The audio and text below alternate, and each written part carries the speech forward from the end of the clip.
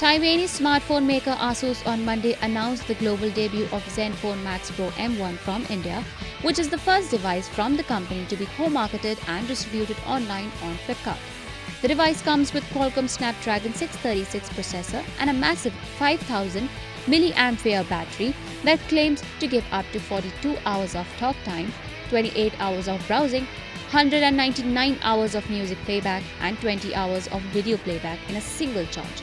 The smartphone is also Asus's first device to offer a pure stock version of Android with the latest version of Android 8.1.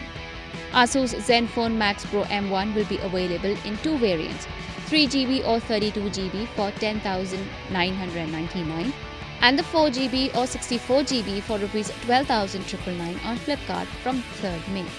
The third variant, 6GB or 64GB with 16MP plus 5MP dual rear cameras and a 16MP front camera will be available for Rs 14,999 later. The device has a 5.99-inch FHD Plus full view display, a rear dual camera system and 8MP front camera. The device houses Adreno 509 GPU to deliver enhanced mobile gaming and browsing performance.